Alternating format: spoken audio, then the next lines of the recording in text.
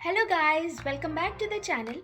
आज की वीडियो उन सब लोगों के लिए है जो मेरी तरह यूके में स्टूडेंट वीज़ा पे आना चाहते हैं, या फिर वो लोग जो मुझसे डिफरेंट सोशल मीडिया प्लेटफॉर्म्स पे लाइक फेसबुक, इंस्टाग्राम या फिर व्हाट्सएप वगैरह पे डिफरेंट तरीके के क्वेश्चंस पूछते रहते हैं कि वो किस तरह से यूके आ सकते हैं ऑन स्टूडेंट वीज़ा।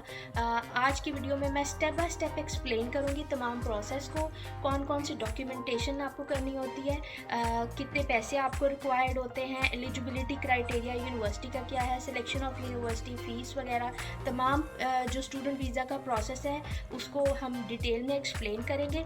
तो स्टे ट्यून।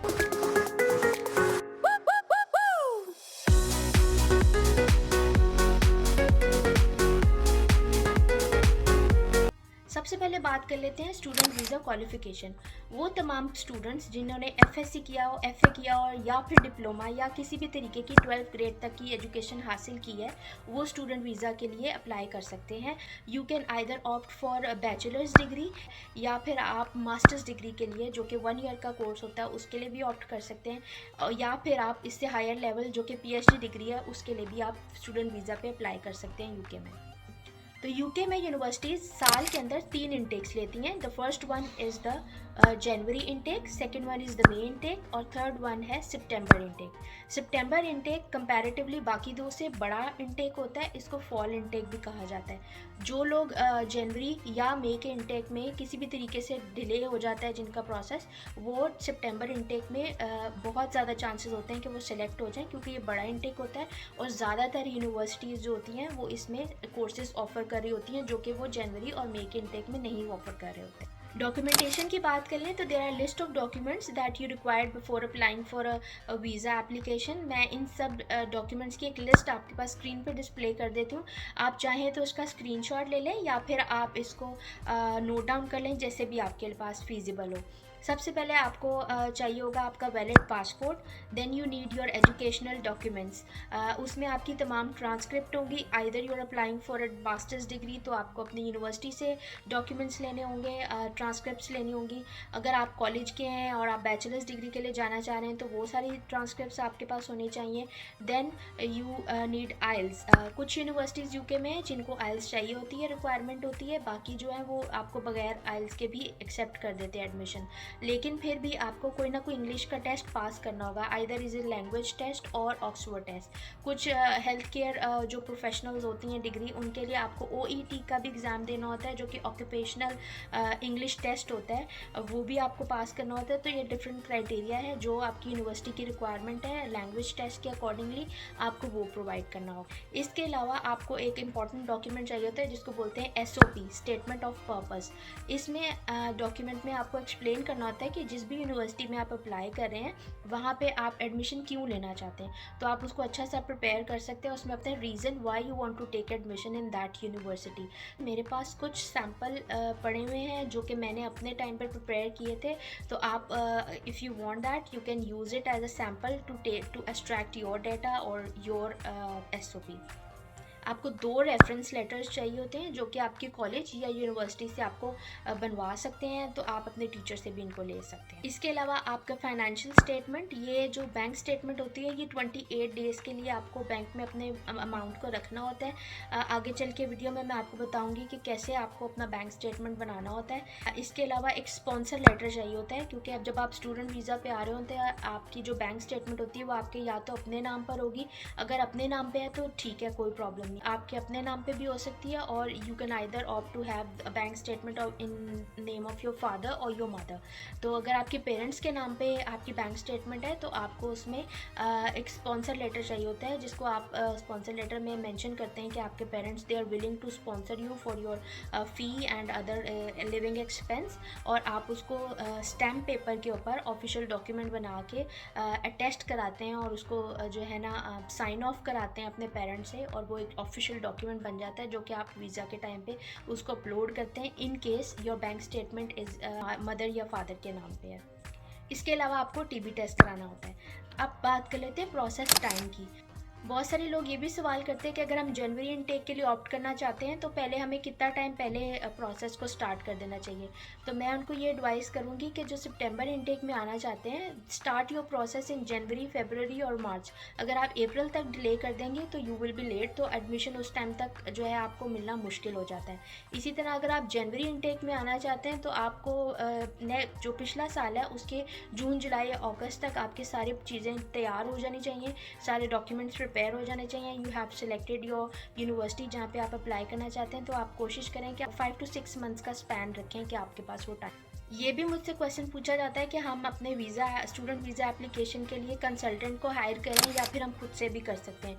तो मैं पर्सनली आपको एडवाइस करूँगी कि जो बच्चे स्टूडेंट हैं वो यूके का प्रोसेस डिफ़िकल्ट नहीं है, तो आप कंसल्टेंट को पैसे देने के बजाय सारे प्रोसेस को खुद देखें, खुद अपने प्रोसेस को हैंडल करें, यूनिवर्सिटी के साथ इन टच रहें। बहुत सारी यूनिवर्सिटीज़ के जिनके पास कंसल्टेंट नहीं होते, उनके रिप्रेजेंटेटिव पाकिस्तान में होते हैं, तो व्हेन दे नो कि आपने वहाँ पे एप्लीकेशन को फॉरवर्ड किया है, तो जो पाकिस्तान में उनके रिप्रेजेंटेटिव होते हैं वो डायरेक्टली आपसे कांटेक्ट करते हैं। तो मुझे नहीं लगता कि यूके में अगर आप स्टूडेंट वीज़ा पे आ रहे हैं तो you need a consultant for that. आप खुद से भी सारे प्रोसेस को लेके चल सकते हैं। आप सवाल कर लेते हैं कि पैसे कितने चाहिए होते हैं, तो मैं आपको ऑन एवरेज बता देती हूँ कि अगर आप इनिशियल डिपॉजिट की बात करें तो तकरीबन 4,000 पाउंड से लेके 6,000 पाउंड्स तक होता है।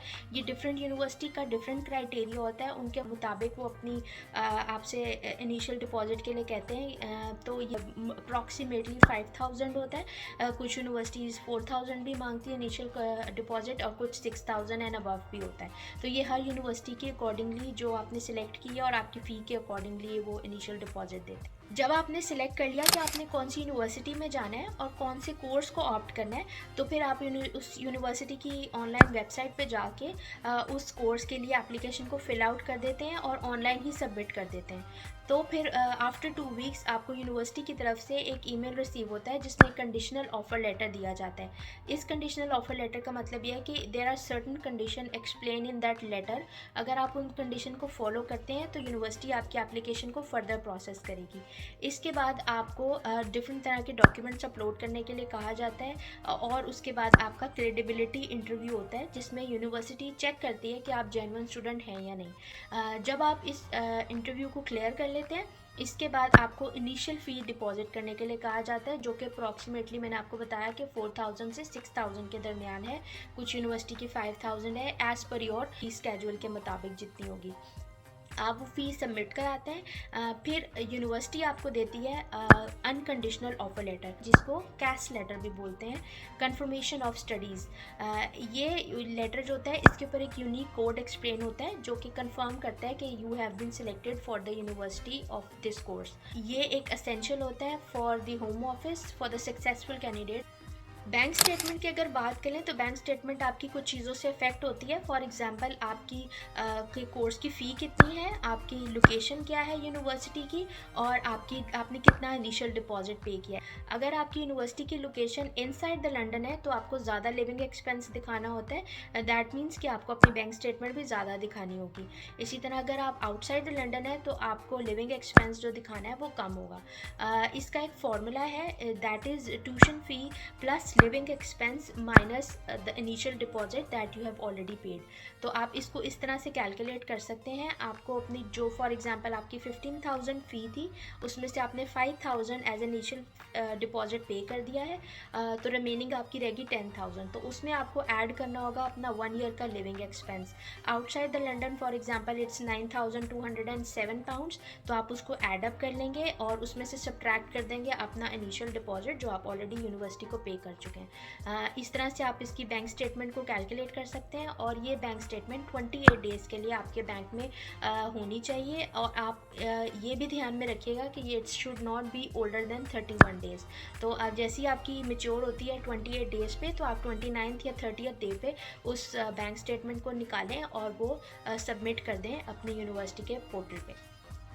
इस सारे प्रोसेस के बाद आप अपना वीज़ा एप्लीकेशन डालते हैं, जहाँ पे आपको अपना वीज़ा फ़ी पे करनी होती है, और इसके अलावा आपको अपना हेल्थ सरचार्ज, जिसको IHS बोलते हैं, या इंश्योरेंस होती है, ये 400 पाउंड से लेकर 625 पाउंड्स के दरमियान होती है, ये पे करनी होती है। और ये आपकी कोर्स पे डिपेंड करता है। अगर आपका 1 ईयर का कोर्स है या आपका ज़्यादा 2 या 3 ईयर्स का कोर्स है, तो उसके अकॉर्डिंगली आपकी अमाउंट जो है वो चेंज हो जाती है। इसके बाद आप बायोमेट्रिक के लिए जाते हैं, जहाँ पे आपको अपने फिंगरप्रिंट्स देनी होती हैं, और एम्बेसी से आपको विद इन 3 वीक्स के अंदर आपकी वीज़ा का डिसीजन मिल जाता है।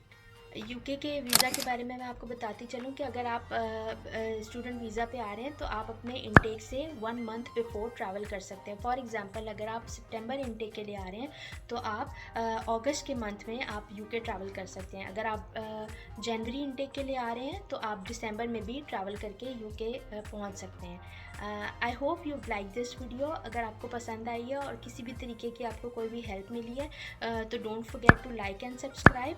और आपका कोई भी क्वेश्चन है तो प्लीज़ आप कमेंट में लिखें। आई विल मेक श्योर कि मैं आपको हेल्प कर सकूं। सी यू नेक्स्ट टाइम, बाय।